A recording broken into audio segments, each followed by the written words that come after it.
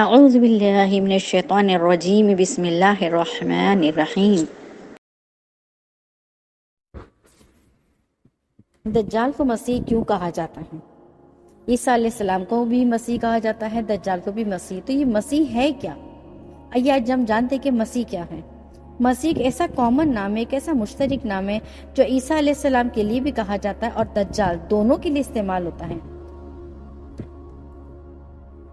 عیسیٰ علیہ السلام کو مسیح اس لیے کہا جاتا ہے کہ وہ جس اندھے یا کوڑی یا کسی بیمار پر ہاتھ پھیر دیتے تھے وہ بھلا چنگا ہو جاتا تھا، اور آپ علیہ السلام کا پاؤں چونکہ عام لوگوں کی طرح نہیں تھا بلکہ ہموار اور بے خم تلوے کا تھا، اس لیے آپ علیہ السلام کو مسیح کہا جاتا ہے۔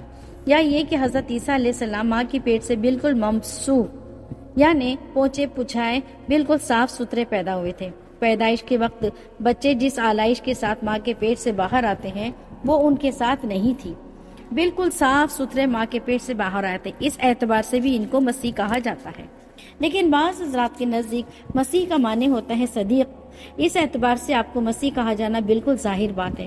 ایک بات یہ بھی کہی جاتی ہے کہ آپ زمین کے فاصلے بہت طے کرتے تھے، لہٰذا مساحت کے مناسبت سے آپ کو مسیح کہا جانے لگا۔ دجال کو بھی مسیح کہنے کی وجہ یہی ہے کہ وہ تقریباً ساری زمین کی سیر کرے گا، تمام دنیا میں گھومتا پھرے گا۔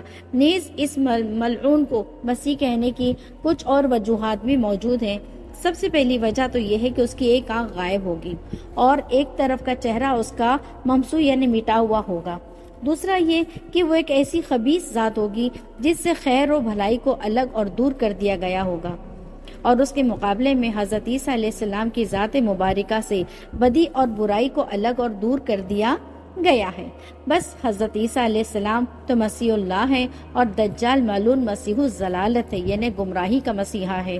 بعض حضرات نے کہا کہ دجال کے لیے مسیح کا لفظ جس کا معنی ہے بد شکل اور بدصورت کے ہیں، اور حضرت عیسیٰ علیہ السلام کے لیے مسیح کا لفظ، تاہم بعض لوگوں نے جو یہ کہا ہے کہ دجال کے لیے مسخ کا لفظ ہے تو یہ بات بالکل بھی غلط ہے، بلکہ دجال کی ایک آنکھ بھی سپاٹ ہے اور اس کا ایک طرف کا چہرہ بھی سپاٹ ہے۔